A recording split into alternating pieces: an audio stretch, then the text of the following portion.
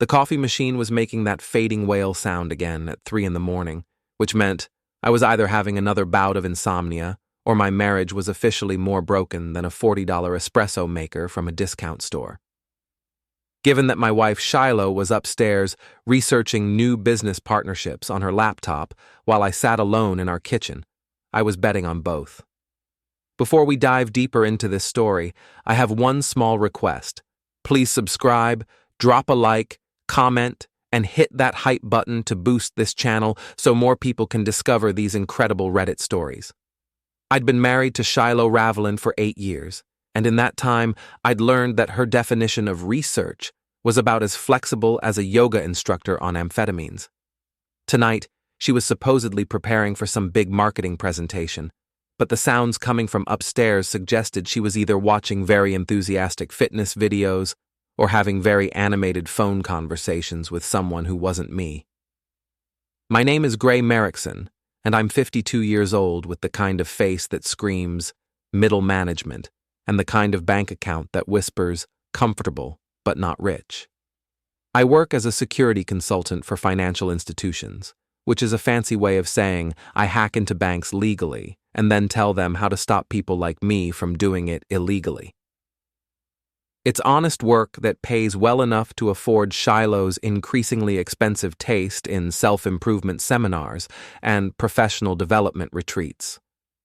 The coffee machine wheezed one final time and faded completely, which seemed appropriate given the circumstances. I was about to give up on caffeine and head back to bed when my phone buzzed with a cloud storage notification. Apparently, Shiloh had just shared a new file with me through our joint Google Drive account. Meeting schedule, private, was the file name, and the irony wasn't lost on me that she'd accidentally shared something marked private. Shiloh was brilliant at marketing other people's products, but she had the technological sophistication of a golden retriever trying to operate a smartphone. I opened the file, expecting to find her usual color-coded calendar of client meetings and conference calls. Instead, I found something that made me forget all about the broken coffee machine. The schedule was meticulously organized, just like everything else in Shiloh's life. 3 recurring appointments per week, every week, for the past 6 months. Tuesday, 2:00 p.m. Private mentorship session with Rain Morin, room 412, Executive Inn. Thursday, 6:00 p.m. Life coaching intensive with Lane Harlex, room 412, Executive Inn. Sunday, 1:00 p.m. Joint consultation with R&L, room 412, Executive Inn. Each entry included detailed notes that would have made a porn director blush. Apparently, Rain's mentorship style was very hands-on. Lane's coaching techniques required a lot of flexibility, and their joint sessions were helping Shiloh explore new positions in her career development. I sat there staring at my phone screen, feeling something that wasn't quite anger and wasn't quite surprise. It was more like the feeling you get when you finally understand why your car has been making that weird noise for months, except instead of a loose belt, you discover your transmission is completely shot. Shiloh had always been ambitious, always looking for the next opportunity to advance her career or expand her network. She attended more seminars and workshops than a motivational speaker with a cocaine habit. I'd supported her through countless weekend retreats, evening courses, and professional development programs, never questioning why she needed so much outside guidance to do a job she'd been doing successfully for 15 years. Now I knew. Her mentors weren't teaching her about marketing strategies or client relations. They were providing a completely different kind of professional development, and apparently she was a very dedicated student. I scrolled through the notes, each entry more explicit than the last. Shiloh had always been thorough in her documentation, but this was taking attention to detail to a whole new level. She'd rated their performances, made suggestions for improvement, and even included a section on areas for future exploration. The most recent entry, dated just 3 days ago, included a photo. I closed it immediately, but not before seeing enough to confirm that Rain Morin's LinkedIn profile picture didn't show his full range of professional skills. I set the phone down and walked to the kitchen window, looking out at our perfectly manicured suburban neighborhood. Every house looked exactly like ours.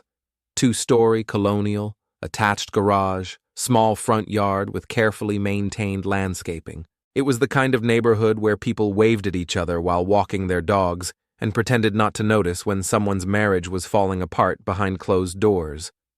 The funny thing was, I wasn't devastated. I wasn't even particularly surprised.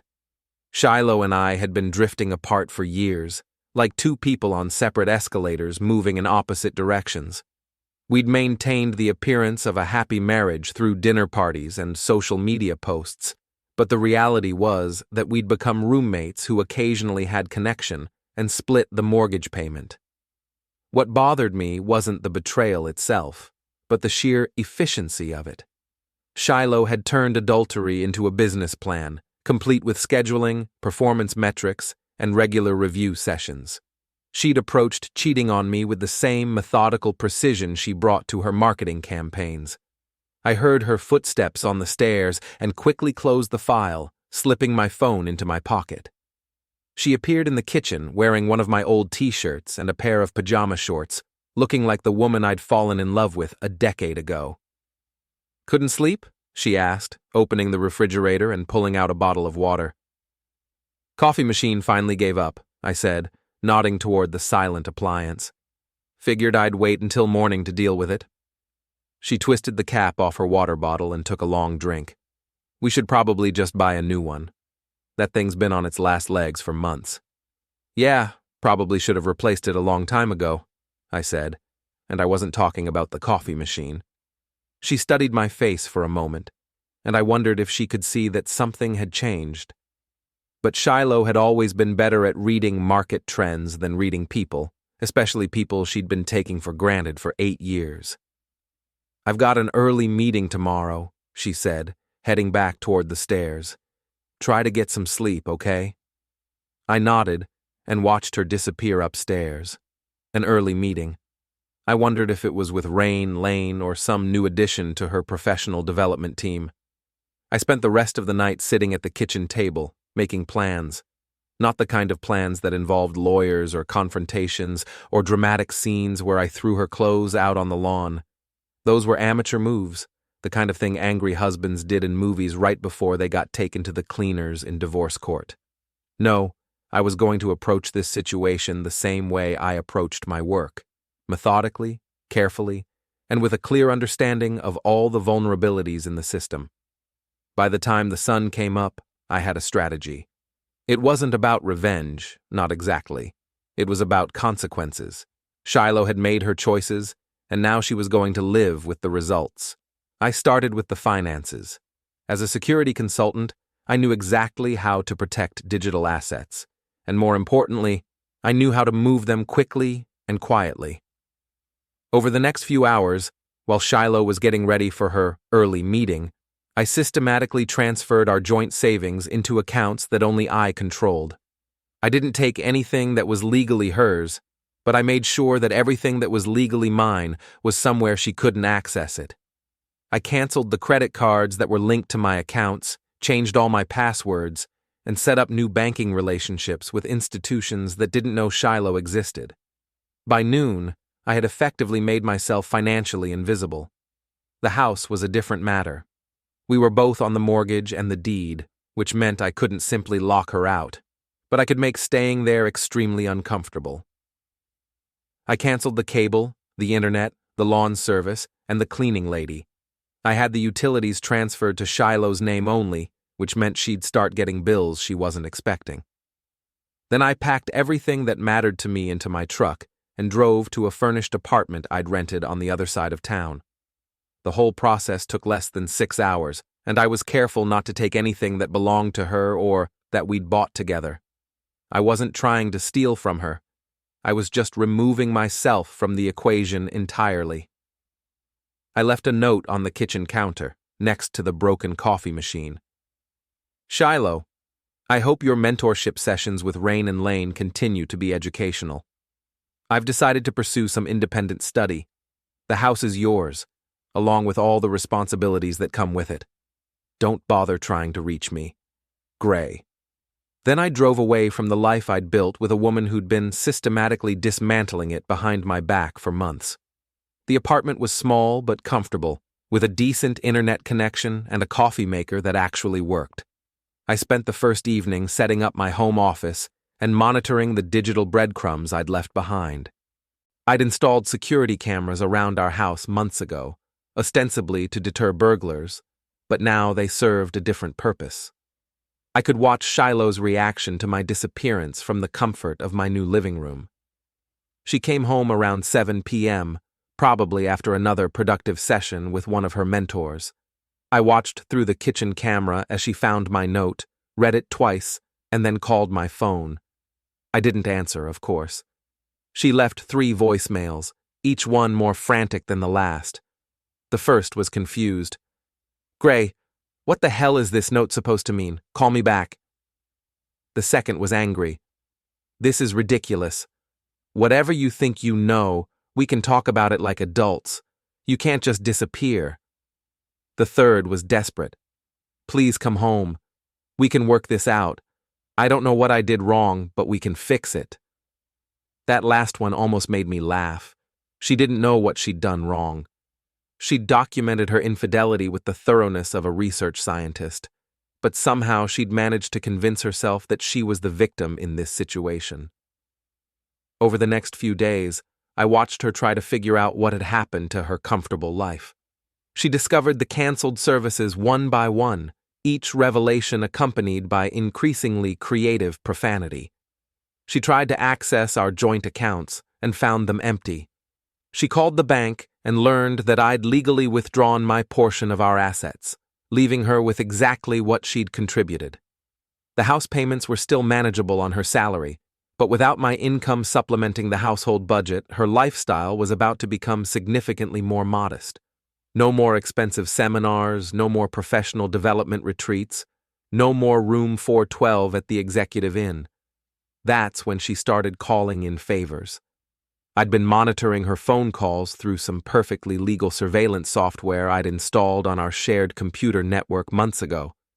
Originally, it was meant to protect us from identity theft, but it turned out to be useful for monitoring identity crisis as well. Her first call was to Rain Morin, her Tuesday mentor. The conversation was illuminating.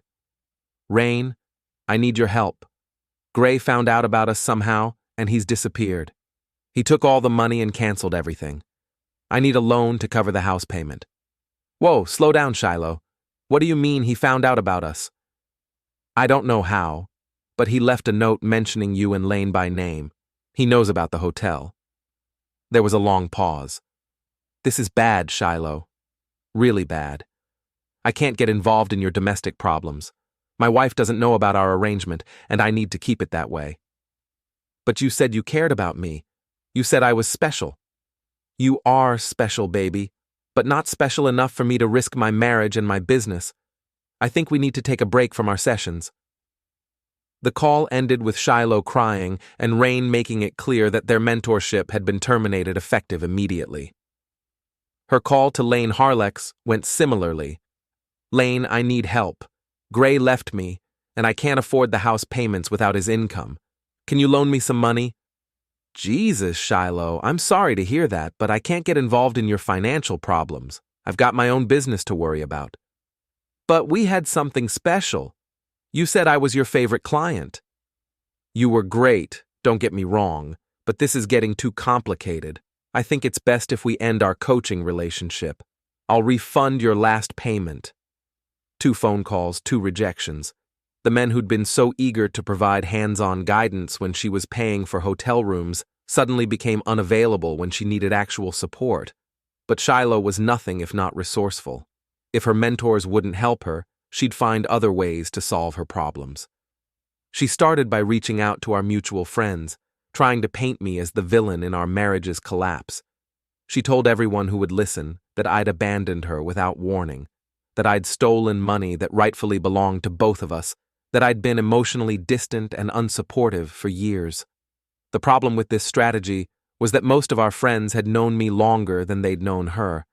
I'd been part of this social circle since college, while Shiloh had joined the group when we got married. They knew me as the steady, reliable guy who always picked up the check and never caused drama at parties. More importantly, some of them had suspected what Shiloh was up to long before I did. My friend Tommy called me 3 days after I'd moved out. "Gray, man, I heard about you and Shiloh. I'm sorry it didn't work out." "Thanks, Tommy.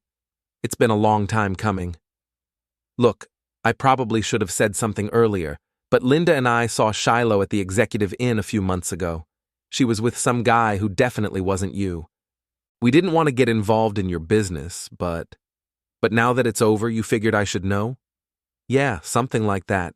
Linda felt terrible about not saying anything.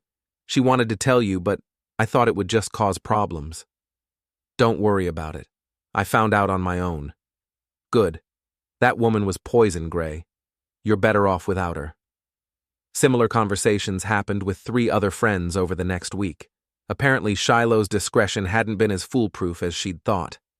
The Executive Inn was a popular lunch spot for the local business community, and several people had noticed her regular meetings with men who weren't her husband. Instead of gaining sympathy for her situation, Shiloh's campaign to portray herself as the victim backfired spectacularly. People started sharing their own observations about her behavior, and suddenly everyone was talking about the marketing executive who'd been conducting business meetings in hotel rooms while her husband worked to pay the bills.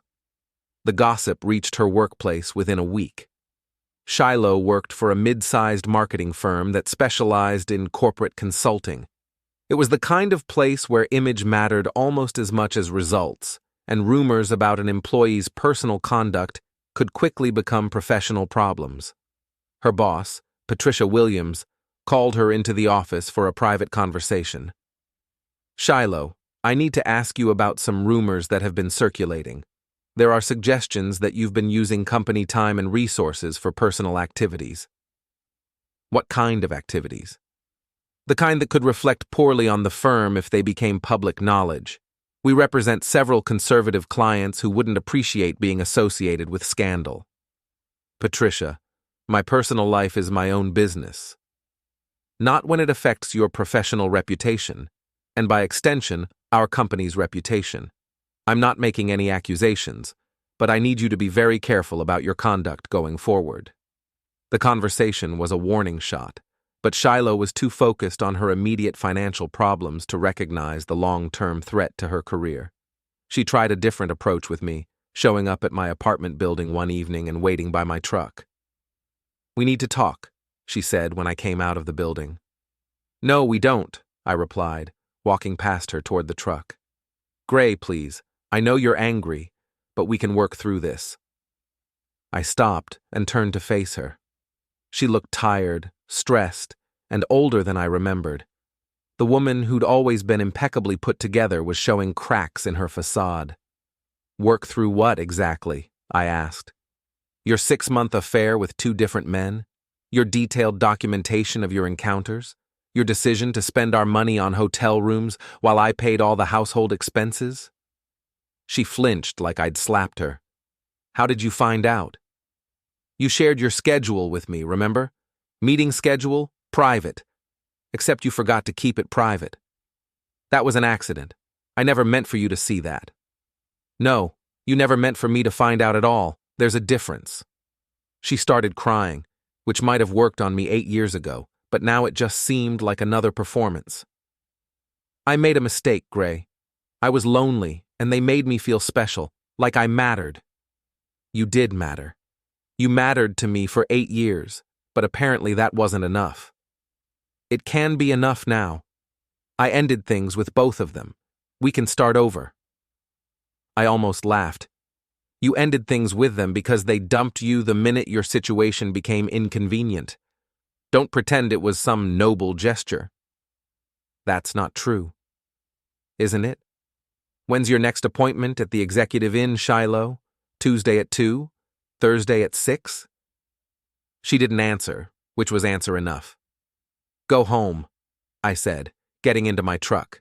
"Figure out how to pay your own bills for once." I drove away, leaving her standing in the parking lot. Through my rearview mirror, I watched her get smaller and smaller until she disappeared entirely. But Shiloh wasn't the type to give up easily. If direct confrontation wouldn't work, she'd try manipulation. And if she couldn't manipulate me, she'd manipulate the people around me. She started with my sister, Jennifer, calling her with a sob story about how I'd become cruel and vindictive, how I'd abandoned my wife in her time of need, how she was afraid of what I might do next. Jennifer called me that same evening. "Gray, what the hell is going on with you and Shiloh? We're getting divorced. That's what's going on. She says you disappeared without warning and took all the money." "I took my money, Jennifer. Money I earned at a job I've been working for 15 years. She's welcome to her money. But she can't afford the house payments without your income. Then she should sell the house or find a roommate. That's not my problem anymore. She's your wife, Gray. You can't just abandon her. She abandoned our marriage 6 months ago. I'm just making it official." I told Jennifer about the schedule, about the hotel rooms, about the detailed notes documenting Shiloh's extracurricular activities. My sister was quiet for a long time after I finished. "Jesus, Gray. I had no idea. Neither did I, until she accidentally showed me the evidence. What are you going to do?" "Nothing. I'm going to let her figure out how to live with the consequences of her choices." "That seems kind of harsh." "You know what's harsh? Finding out your wife has been sleeping with 2 different men on a regular schedule while you're working 60-hour weeks to pay for her lifestyle. That's harsh." Jennifer didn't argue with me after that, but Shiloh wasn't finished. She reached out to my friends, my co-workers, even my elderly parents, trying to build a coalition of people who would pressure me to take her back. The problem was that most people, once they heard the full story, sided with me. My friend Mike summed up the general consensus. "Dude, she cheated on you with 2 guys at the same time and kept detailed records like it was a science experiment. You're lucky you found out when you did." The only person who seemed sympathetic to Shiloh's situation was her sister Rebecca, who called me one afternoon with a different approach. "Gray, I know Shiloh made mistakes, but she's family. I can't just watch her lose everything." "She's your family, Rebecca. She stopped being mine when she started scheduling appointments with other men. She's struggling financially. The house payments are more than she can handle alone. Then she should have thought about that before she decided to cheat on me. I'm willing to help her with the payments if you'll consider giving her another chance." That was interesting. Rebecca was offering to subsidize Shiloh's lifestyle to keep me in a marriage I no longer wanted. It was a generous offer, but it missed the point entirely. "This isn't about money, Rebecca. It's about trust and respect and the fact that your sister treated our marriage like a part-time hobby while she pursued her real interests. Everyone makes mistakes. Mistakes are accidental. What Shiloh did was deliberate, systematic, and ongoing. That's not a mistake. That's a choice." Rebecca hung up on me, but not before making it clear that she thought I was being unreasonable. The pressure campaign continued for another 2 weeks, with various people calling to advocate for Shiloh's cause. But instead of wearing me down, it had the opposite effect. Every conversation reinforced my decision to end the marriage and reminded me why I'd left in the first place. Meanwhile, Shiloh's professional situation was deteriorating. The rumors about her personal conduct had spread throughout her industry, and clients were starting to ask questions. Her boss, Patricia, called her in for another conversation. "Shiloh, I've received calls from 2 of our major clients expressing concerns about your representation of their accounts." "What kind of concerns?" "The kind that cost us business if they're not addressed immediately. I'm reassigning your accounts to other team members." "You can't do that. Those are my clients." "They were your clients. Now they're asking for different representation, and I'm obligating them." Shiloh found herself marginalized at work, with fewer responsibilities and a significantly reduced income. The house payments became impossible, and she was forced to put the property on the market. That's when she made her final attempt to reconcile with me. She showed up at my apartment again, but this time she wasn't alone. Rebecca was with her, along with 2 of our mutual friends, Linda, and Carol. It looked like an intervention. "Gray, we need to talk," Linda said when I opened the door. "No, we don't," I replied, starting to close the door. "Please," Shiloh said, "just give me 5 minutes." Against my better judgment, I let them into my apartment. The 4 women arranged themselves around my living room like they were staging some kind of emotional ambush. "Gray, we're here because we care about both of you," Carol began. "Marriage is hard work, and sometimes people make mistakes." "This wasn't a mistake," I said. "This was a deliberate pattern of behavior that lasted for months." "But people can change," Linda added. "Shiloh realizes what she did was wrong, and she's willing to do whatever it takes to make things right." I looked at Shiloh, who was sitting on my couch looking appropriately contrite. "Is that true? Are you willing to do whatever it takes?" "Yes," she said immediately. "Anything." "Okay. Give me your phone." "What?" "Your phone. If you're serious about transparency and rebuilding trust, let me see your phone right now." She hesitated, which told me everything I needed to know. "I deleted everything," she said finally. "I'm sure you did. But if there's nothing to hide, you shouldn't have any problem letting me look." "That's not fair. Everyone deserves privacy. You gave up the right to privacy when you started documenting your affairs and accidentally shared them with me." The room was silent for a long moment. Finally, Rebecca spoke up. "This is ridiculous. You're being controlling and vindictive." "I'm being careful. There's a difference. Shiloh made a mistake, but she's learned from it. She's willing to go to counseling, to be completely transparent going forward." "Going forward," I repeated. "What about going backward? What about the 6 months of lies, the money she spent on hotel rooms, the friends who saw her with other men and didn't tell me because they didn't want to get involved?" "You can't change the past," Carol said. "You can only move forward." "You're right, I can't change the past. But I can learn from it. And what I've learned is that Shiloh is capable of maintaining elaborate deceptions for months without showing any signs of guilt or remorse." "I showed remorse," Shiloh protested. "You showed regret that you got caught. That's not the same thing." Linda tried a different approach. "What about forgiveness, Gray? What about second chances? What about consequences? What about accountability? Shiloh made her choices, and now she gets to live with the results. That's how adult life works." "But you loved her once," Rebecca said. "That has to count for something." "It does count for something. It counts for 8 years of marriage, 8 years of supporting her career, 8 years of paying for her seminars and workshops, and professional development courses. It counts for me not taking half of everything she owns, even though I legally could." "So that's it?" Shiloh asked. 8 years of marriage means nothing because I made one mistake? One mistake that lasted 6 months and involved 2 different men and detailed documentation of your encounters. If that's your definition of one mistake, then we have very different ideas about mathematics. The intervention ended badly, with Rebecca calling me heartless, Linda and Carol looking uncomfortable, and Shiloh crying dramatically as they left my apartment. I felt bad for about 10 minutes until I remembered the photos in her schedule file. The divorce proceedings were surprisingly straightforward. Since I'd been careful to only take what was legally mine and hadn't done anything vindictive or illegal, Shiloh's attorney couldn't find grounds to challenge my actions.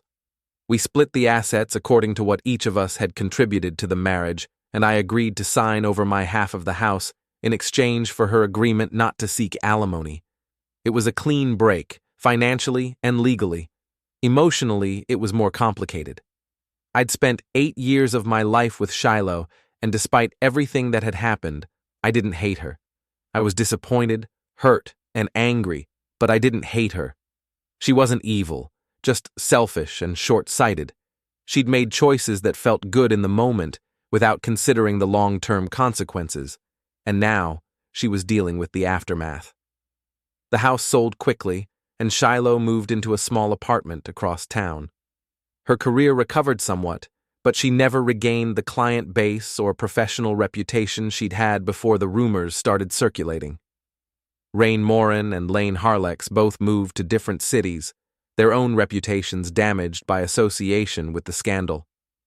I heard through mutual friends that Shiloh had started dating again, but her relationships didn't seem to last long. Apparently, men were less interested in long-term commitment with a woman who had a documented history of infidelity. As for me, I threw myself into my work and discovered that I was happier alone than I'd been in years. The apartment was quiet, organized, and entirely under my control. I could eat what I wanted, watch what I wanted, and sleep through the night without listening to Shiloh's late-night research sessions. I bought a new coffee machine that worked perfectly and made excellent coffee every morning. It was a small thing, but it felt symbolic somehow. I'd replaced something broken with something that worked, and I was better off for it. 6 months after the divorce was finalized, I ran into Shiloh at a grocery store. She looked older, tired, and somehow smaller than I remembered. We made awkward small talk for a few minutes, both of us pretending that we were doing better than we actually were. "I'm sorry, Gray," she said finally. "I know I hurt you, and I'm sorry." "I know you are," I replied.